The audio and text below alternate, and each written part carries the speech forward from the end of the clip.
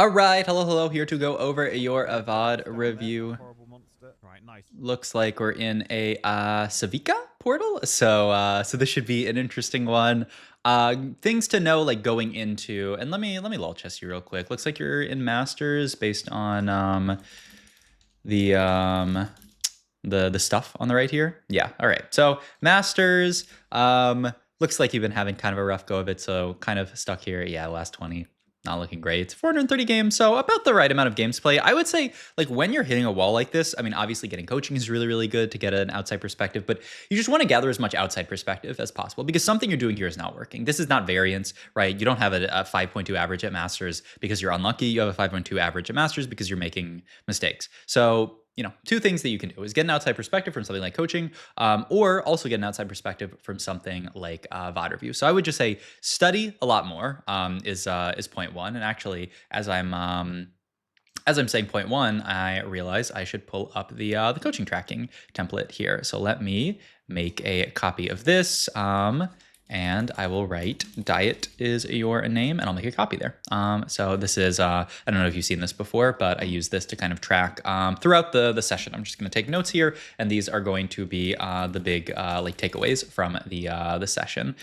So yeah, this will be very helpful throughout. But okay, Savika portal, like I said, big thing to take away from Savika portal, just to think about it from the start, is that it's going to be a very high cap lobby. Anything that can allow you to play higher capped, especially with regard to stuff like spatulas or pans, is what you want to be looking for. So yeah, as far as units that we're holding, I think this is pretty reasonable here. Probably, I mean, you could. Okay, and then we get set and these guys. So yeah, like we have to make a choice here. Like, do we want to buy, sell stuff? I don't mind. The only thing that I'm thinking about selling here is the Amumu for Maddie. I think that's just the call that I would make. Draven, Violet, not great units in general. And Maddie actually pairs up decently with the set, right? The Bruiser type opener. So I'd sell a Mumu here by Maddie. We buy Draven there. So not far off from what I'm talking about. But yeah, I just don't think Draven... I don't think this unit is very good. The only upside is that you have like AD items for him potentially, but yeah, it's just, yeah, this unit's not it. You do also kind of have to be a little bit careful here. We'll see what this drop is. Okay, so Rod, at least we kind of get there. Ooh, Vex. All right. I mean, we have a great opener now. We should definitely hold on to Leona now. It's actually a little bit annoying to hold on to because you want to hold this. So you either have to. It's actually really annoying to hold Leona here, huh? And maybe you have. Yeah, okay. I mean, you have to sell these guys then, and then just have that be your board. It feels bad that you can't hold on to, like, you want to hold on to Trundle for like Bruiser, but like Leona is too important to hold in this comp because she pairs really, really nice with Ezreal. Like you can play Academy plus Sentinel plus Rebel type stuff if you get there, and you're probably playing a Rebel opener, I would say, this game. All right, first Augment here. I mean, you're in Diamond, or you're in Masters, like low Masters to Diamond, because there's some Diamond players in the lobby. Low key, like Cold Shot is not bad if you scout the lobby for it. I mean, your other options are pretty bad. I don't think it's Kingslayer or Superstars. Yeah, you're gonna roll this first. I do like what you should do in this spot actually is scout the lobby and see how strong everybody is.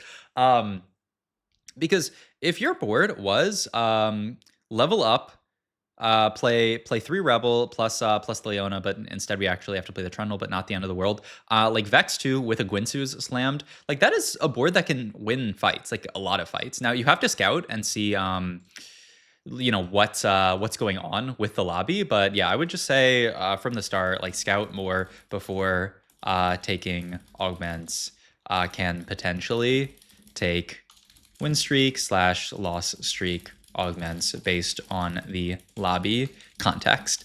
Because yeah, here what you want to do is scout the whole lobby, see how weak. If this is a really weak lobby and it's silver augment, like a decent amount of people are going to be weak here, you could actually call shot here and be in a great spot. And you reroll these two, or no, you reroll this first. But like, I mean, if we have to take Kingslayer is not great here because we're actually like pretty strong. You end up rolling into Silver Spoon here, which I think, yeah, I think this is a good take overall here. So yeah, I think your Augment take is good. That's the only thing that you should be scouting for here, by the way, is the Savika portal. You can scout this. You can, like when you scout everybody, one, you can see the lobby tempo, but two, once somebody's taken an Augment, you can see what they're getting from the orb, and that can like inform what Augment you're taking. So yeah, a little bit of miss there. We end up getting a bow there, which is, I mean, kind of whatever. Yeah, this is much better. Yep, and so this is going to be our board. Well, I'm not sure exactly now why we're playing the Vlad. Like we were just supposed to play this board, but with Bruiser here with the Trundle that we sold over this Vladimir. So yeah, and you're looking at making Gwinsu's here. I think Gwinsu. So your other option is slam red buff in the spot here, and then you have kind of like red buff JG type stuff open. I mean, I'm not that excited to play Rebel. I will be real. Like, yeah, it's just not that great of a comp. And like you actually do like you could theoretically eventually pivot this into Sorks. I feel like I kind of just like red buff JG better. You just get 2 slams here. The problem with Gwinsu slam here, especially with the idea of playing towards Rebel, is you slam Gwinsu and like now what? Like you're stuck with these 2 components open. But red buff JG gives you double slam here. I mean, you have the potential, like I was talking about, to win streak on this board, and I think red buff JG puts you in a much better spot to win streak from that spot. And like most comps, I mean, you'll have to play something AP, sure. But you know, every comp can use a red buff. So yeah, it's just from an item slam perspective, I think we should just think a little bit more about kind of like what. Yeah, I mean, just prioritize making slams. I guess I'll say for items, prioritize making slams. Play the set here. Yeah, prioritize making slams. No. Just play set. Or not, I mean, you are playing set, but play Trundle with the set. What are we trying to do here? Why are we trying to like, okay. When you're trying to figure out how to build a board in TFT, the way that I think about it is kind of like, what units are non-negotiable going on this board? What are my like high rolls in this spot? Like what units am I really, really excited about? We have a Vex 2 and a Morgana 2. Oh, all right, and let me cough real quick for a sec.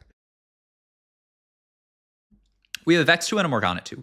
These units are going on our board guaranteed. It is stage 2, having 2 stars that synergize, by the way. They have like they have the same trade in. These units are always going onto our board. So, you know, first is like upgraded units is where we're starting. And we have both of these that synergize. These will always go on our board.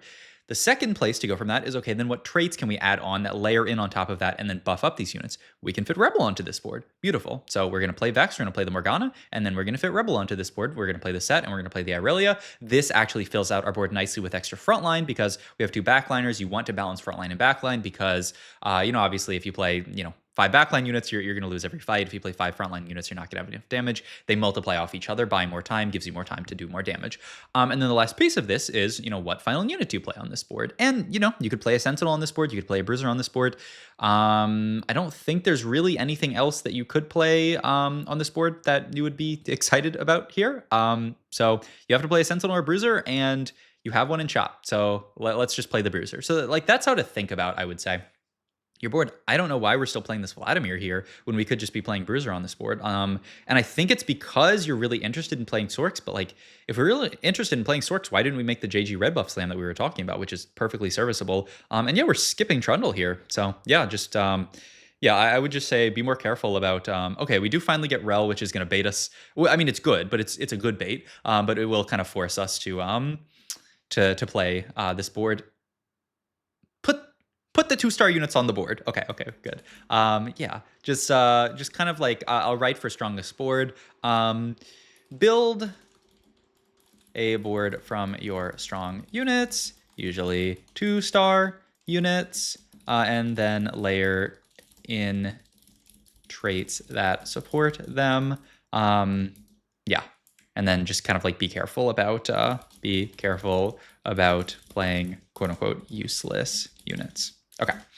On Carousel here, we have Bow plus Glove open here. I mean, that's a tier Nami. Okay. Especially if you, I mean, this is good in both situations. The first situation is just like, you know, you want to play Sorks here, which really seems like you want to play Sorks. But the other piece of it is just like, I mean, its tier is good. And now you're going to make the Static Shiv here. I don't like the Static Shiv Slam, but I do like the Static Shiv Slam, which is going to sound stupid. But the way to think about it is like, if this guy's board sucks, we don't have to slam Static Shiv, and slamming Static Shiv reduces the number of options that we have, right? Like, if you want to play Source, right, you could end up making a mana item out of this tier. If you, you know, get other kind of drops, you can maybe make something else. You could end up making like a red buff or something like that. And so, like, what you need to do here is evaluate this fight and say, do I need Static Shiv to win this fight? But slamming it before the fight reduces your options for no good reason, I would say. Like, if you fight this guy into some really weak guy, you probably, like, this guy you don't need Static Shiv versus, you stomp this guy. I mean, he has no augment. He has, he's still level 4. His only upgrade is a Triss to 0 items. So like you don't need to slam static shift to beat this guy, and it reduces your options. So yeah, just don't make slams like that. When for to reduce that reduce your options for no good reason.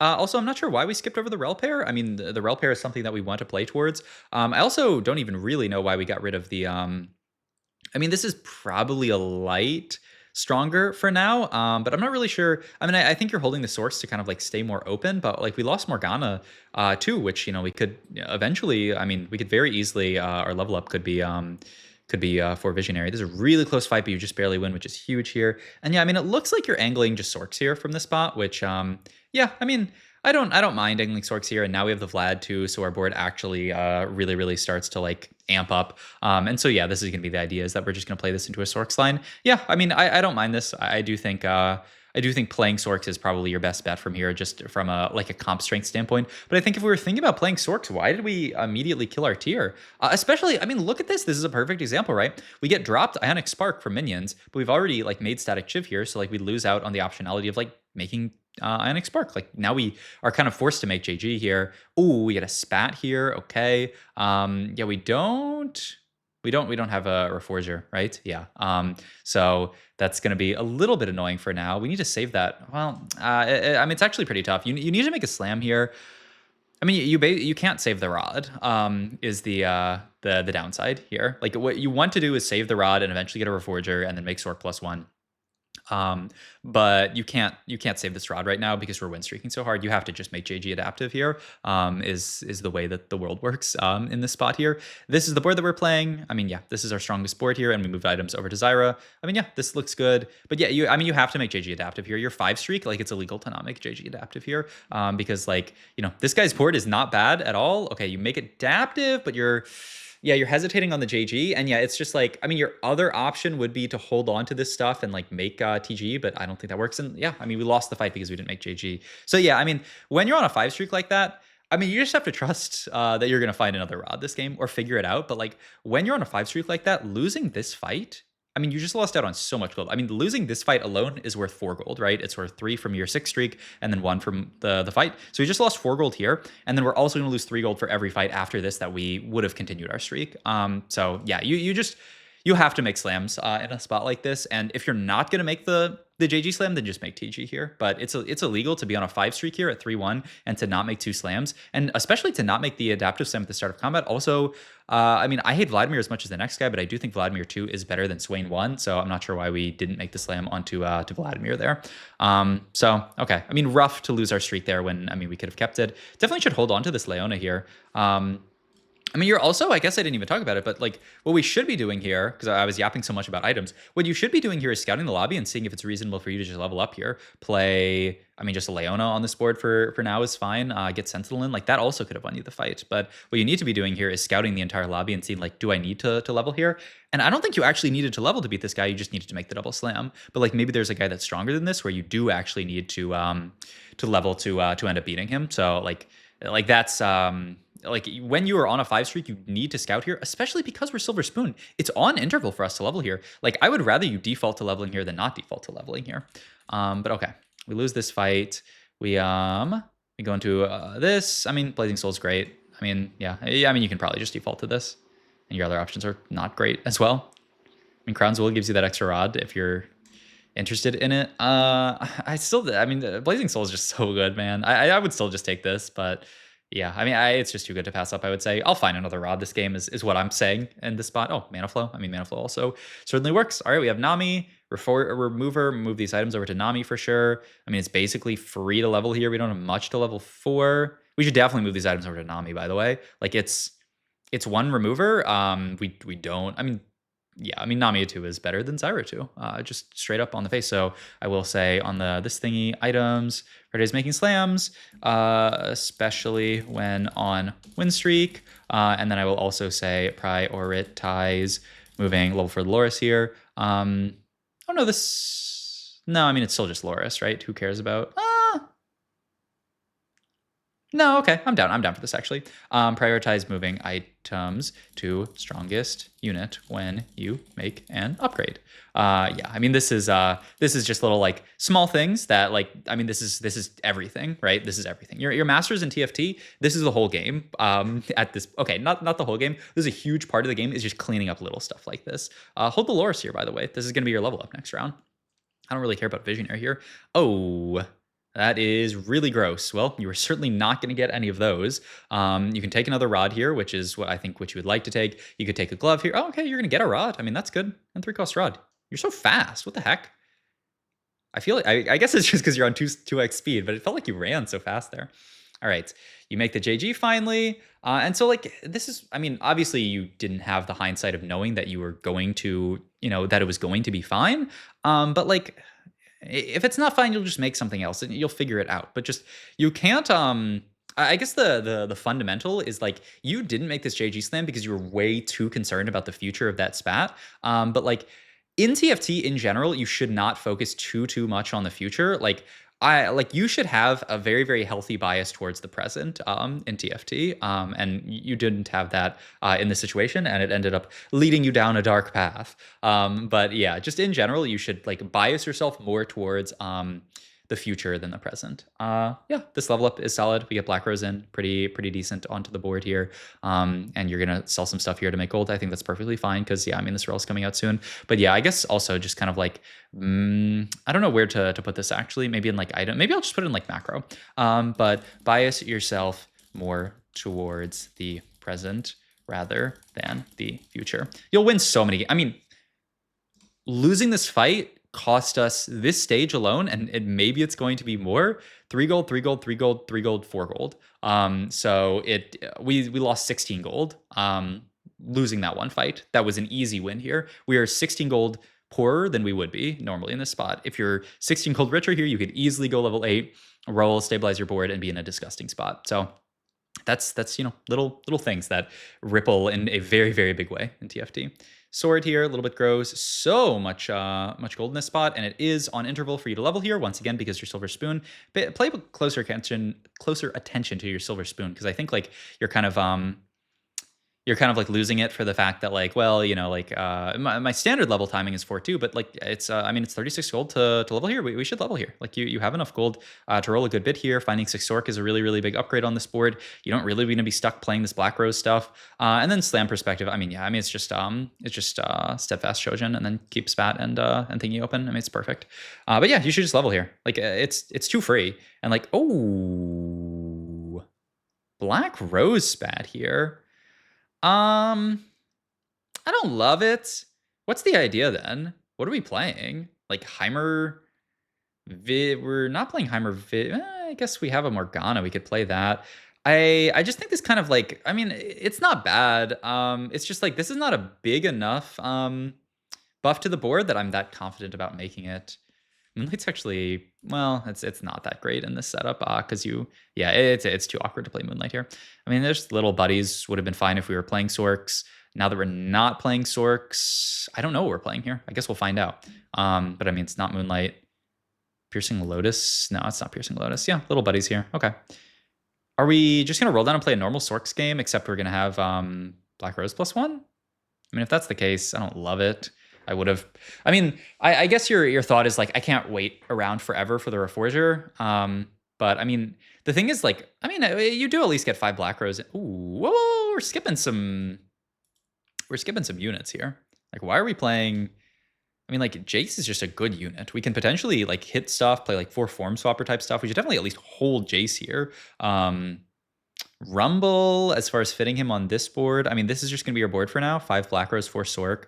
And then this Rel is just kind of sitting here awkwardly in the spot that like Jace could go in. And yeah, I know it's 3 form swapper, but I mean, he's a dude. He's a good dude.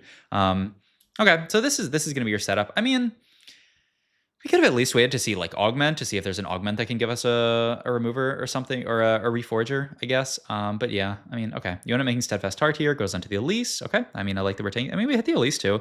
We're Zoe paired here. There's a lot of good stuff going for us here. And so this is going to be the setup. Okay, I mean, yeah. And you did make the Shojin Steadfast. Okay, beautiful. Though I still don't like that these items are I mean, I guess you're thinking that you're gonna hit Zoe, but like these items should have been on Nami forever ago, and like the fact that we put Black Rose on Nami is rough. And also, I would just itemize the Elise over the Swain frontline. This frontline Swain unit is just he's just not it, man. He's so bad. But okay, I mean, a nice little board that we put together with the Black Rose +1 here. Yeah, once again, items on the Zyra do not feel great, but I mean, the board should be okay for this stage. You just kind of have, yeah, I mean, this is a tough matchup. Like you're not going to win this most of the time, especially without a Zoe too, but like overall, it's just gonna be tough for you to win, especially without like LeBlanc and stuff. All right, nothing open here, so I would just be looking at last tank item here because you have so many damage items already. So Giant's Belt looks good here. I guess Chain could be both, but yeah, okay, good. Giant's Belt pickup is nice here. Okay, and Cassiopeia too. Yep, you can make it. And yeah, just slam the belt here. Yeah, I mean, like our item placement is actually really messing us up here because we're 71 HP. Like you should... Yeah, I mean, I don't mind this, but like it should be 3 out of Nami here, right? Like Zoe versus the Zyra, it's like about the same, like probably a little bit better to play around Zoe. But like the items should be on, like we should have a triple item Nami. Like the fact that Black Rose is on this Nami is so rough. Also, that is a big Mordekaiser. But like you should feel decent about going 9 from this spot. Maybe not like super, super confident, but like if you fight relatively weak boards, you can maybe go 9 from here. But like we can't because we didn't itemize the Nami and we didn't itemize the Elise. No. Brutal Claws? Yeah, I don't think so. No,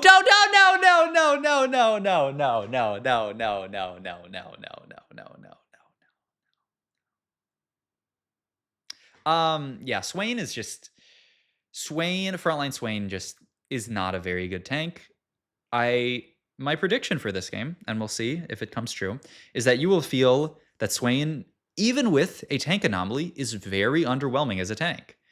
And you will feel that because it's true. I mean, this frontline Swain unit is just, he's not tanky enough. I mean, the unit is just underbalanced.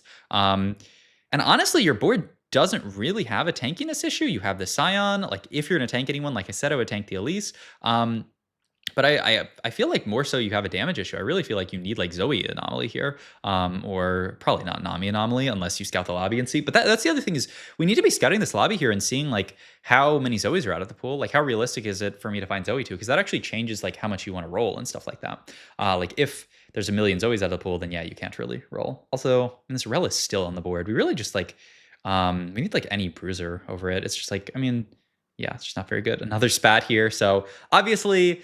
I mean, giga hindsight, but you could have. I mean, yeah, we could have made a fawn, and that would have been fine. Your options now out of spat.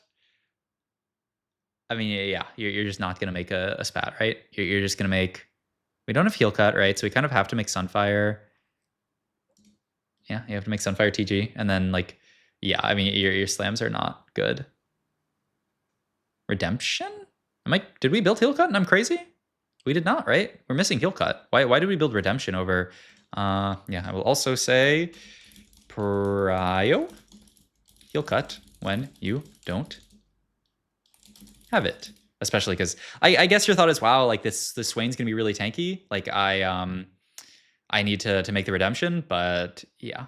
Yeah, I mean, this is unfortunate. Obviously, when I was talking about saving the spat for potential Reforger stuff, I didn't know that we were going to get dropped another spat, but I mean, also saving this Black Rose spat put us into it. But I mean, you know, you could have ended up just getting another Black Rose spat and then being in a really good spot here. So, you know, like I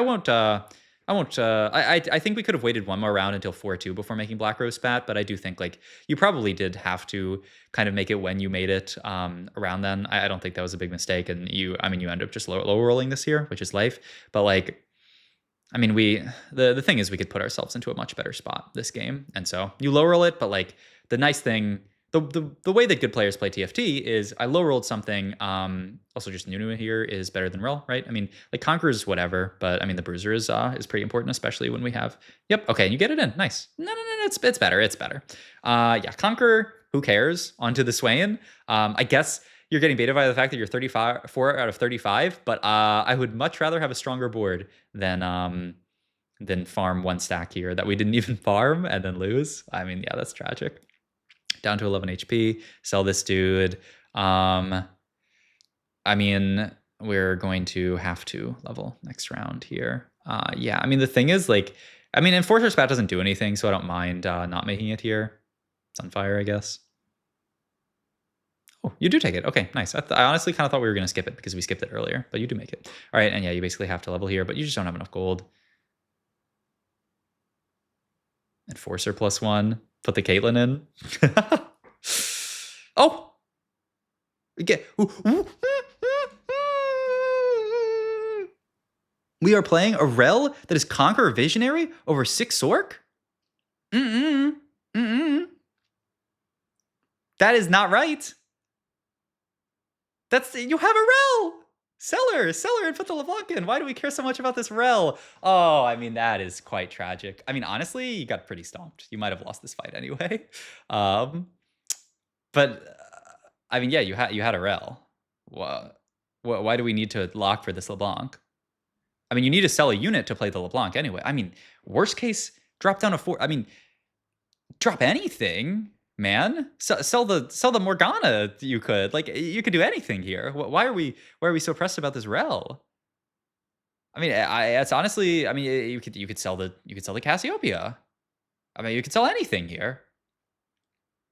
Yeah, a bit odd. I mean, maybe you could even. I mean, you could keep the Rel. I mean, it's Visionary Conquer. It's whatever. I mean, sell Cassiopeia. Sure, sell something. Why to sell something here for the LeBlanc? What are we doing here? But okay, I think like you low rolled the spat at the end of this game, which put you down a path that did not feel very good. And that's life. That's TFT. But like the big thing is putting yourself into a spot where even though you low roll, you can still get something like a top 4. What do we go this game? We go like, oh, we go 4th. Oh wow. That's disgusting that you went 5th. You went top 4 this guy. I mean, you lucked out really hard that you went 4th this game. I mean, you're happy that you were lucky that you went 4th this game, but like. The real thing is like we really dropped the ball this game on itemization. Slamming 3-1, like I said, would have been so much more gold here. And then having your items just on the wrong units for too long was really, really rough. Itemizing the Swain as a main tank instead of, I mean, Elise is just a better tank. Swain is just, I do not like tanking the Swain unit. Having items stuck on the Zyra for so long instead of the Nami lost us so much HP that we could have actually saved and allowed us to make it to 9 a little bit healthier. I do think your augment choices were reasonable. Yeah, I liked all of your augment choices this game. But yeah, I mean, it was really just items and like making these slams earlier and just committing to the slams, I think would have put you into just a much better spot. And even like starting the game off like with the double slam, like I said, the JG red buff, I think would have been totally fine. And I mean, you ended up win streaking anyway, but you know, like could have even guaranteed it a bit more. And then stuff like making the static shift, like not making that too early. So yeah, but I do think yeah, a little bit of scouting stuff. But yeah, I mean, this was really like strongest boards here. I will say I'll highlight these ones because I think these are the most important ones. Yeah, is playing for strongest board.